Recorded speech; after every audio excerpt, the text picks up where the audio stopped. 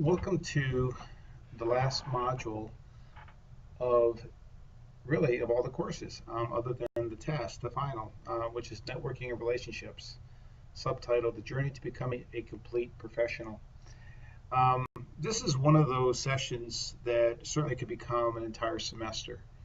And I had originally allocated a little more time to it, but unfortunately, due to constraints with the capstone project, I pared it down to just an abbreviated version. So as a result, what I decided to do was to take and give you some very direct, specific tools and nuggets for you to take and put into your tool belt and to start working on. During your career, and I know some of you are brand new, haven't even entered the industry yet. Some of you have been in the profession for quite some time. One of the unique things about this course is that we have experience that is really from just brand new all the way up to almost just not too far from retirement, and everything in between. Some of you are looking to cap off your career with this degree as an affirmation of your experience and your profession, and others are in the middle of it or just now rising up in your profession. But no matter where you are, networking relationships should be a very intentional key element to your career, especially if you want to have, if you will, a complete professional career. One of the things I've mentioned throughout the course, I've said it to you in abbreviated ways before, and you're going to hear it a number of times in some of these lectures, is talking about embracing your weaknesses. There is a tendency in life to really lean on your strengths and to lead with your strengths and sort of protect, if you will, or hedge your weaknesses. And if you will learn anything from working in healthcare and really working in a position as a healthcare facilities professional, you will find that your weaknesses will be exposed. It's just there's so many dynamics that are going on around you. Whether it's workload or whether it's the people or whether it's the reports or it's the administrators or the changes in the industry. It's constant change, and you could look at it as constant turmoil, I suppose. I would tease sometimes and say, sometimes it's almost like we're asked to do a job and keep things in order in the middle of a hurricane. It's just you're just sort of sometimes just surviving. And when you get into those situations, that's when things really, whatever that is for you, that's when you start seeing the cracks, and that's when your weaknesses start to develop. And it's really hard to, I know some of you have taken different personality tests, I'm sure, over the year. Myers-Briggs is one of the most popular ones over the years. And there's all kinds of tests that sit there and they take and they categorize your personality based upon somewhere between 4 and 8 quadrants. And, you'll have, you'll lean one direction or lean the other direction. And I'm not really going to talk about all those different personality traits. However, I am going to basically kind of boil it down to two distinct traits that typically tend to sort of define a lot of folks that work in management in terms of when it comes to building relationships. And and I've seen this as I've worked with these students and as as we've gone through the program. And I think there's a leaning, though, with a lot of facilities folks, especially those that are more technically minded. And what ends up happening an awful lot is that a lot of folks tend to fall in the box of being pretty much so much about getting the job done and about the technical aspects of the job that the relationships tends to be second nature, or not second nature, but take a back seat. It's not second nature. It takes a back seat and it becomes a secondary thing to work on or resolve or address. And that can create problems. It's certainly not intentional, but as a result of working in an environment that really, really has a lot of relationship expectations, and being that it's patient care, and a lot of folks that work in patient care have a high level of empathy, it really is one of those things that can be a challenge to folks who tend to be about the work and tend to be more technical engineering minded. And on the flip side, and I think it's the nature of some folks who rise up in management who come into healthcare or just have a tendency to be the other side. They're very, very, very relational.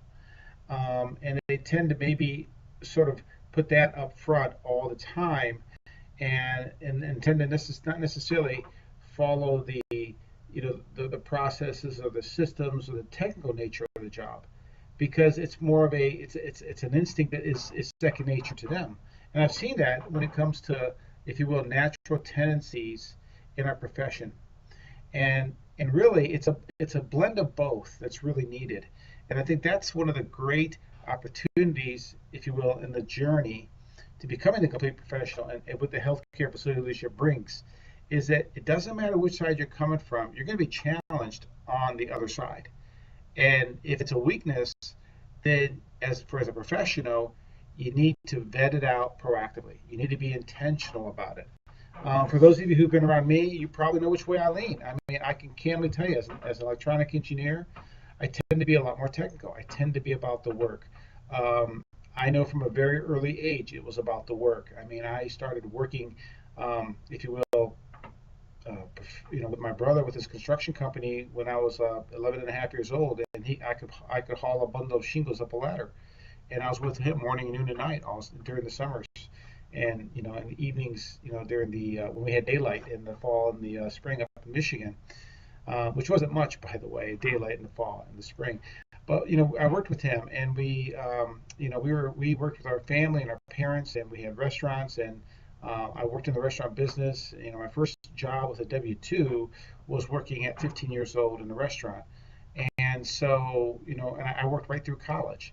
So working was something that was very, very, very you know um, normal for me, and getting the job done. And to be candid, in my family, when I grew up, you weren't coddled much about the work. It was an expectation. There was no soft start, if you will. I mean, your satisfaction came from completion, from getting it done.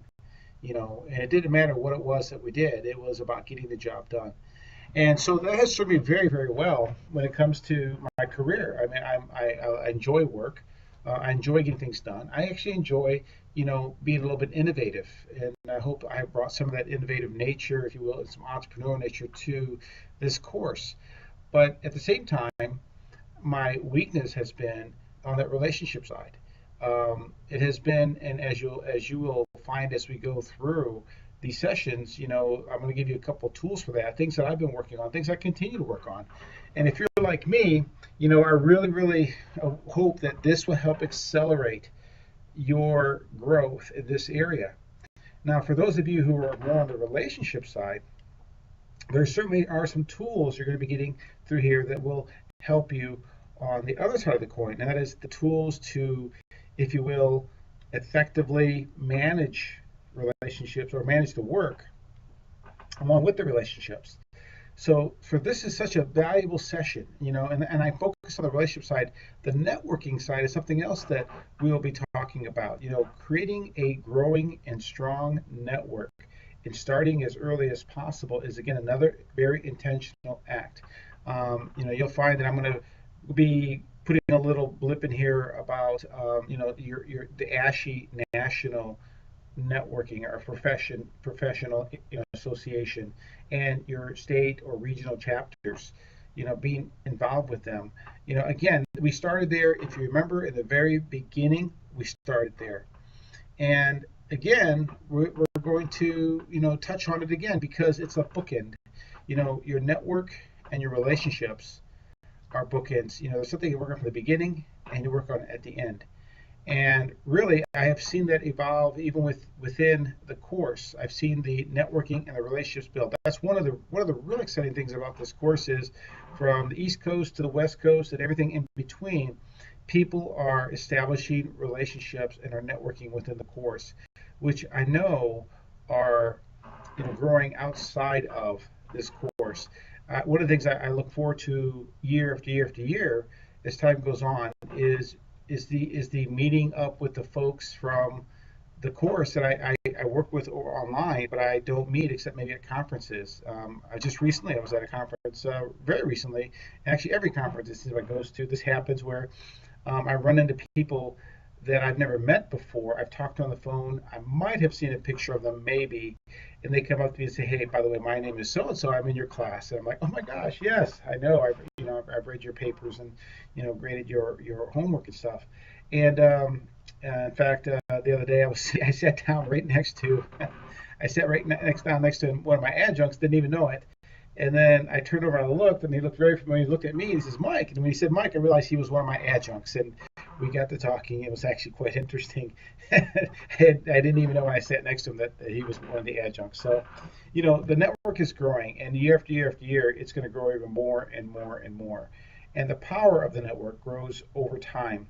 And that's the great thing about networking is that it is something that is like once that snowball gets rolling, it's bigger and bigger and bigger. The power of that network is just amazing, and the friendships and the relationships. So, it's such a powerful element. Of course, it's the reason why I really just had to put it in to this course.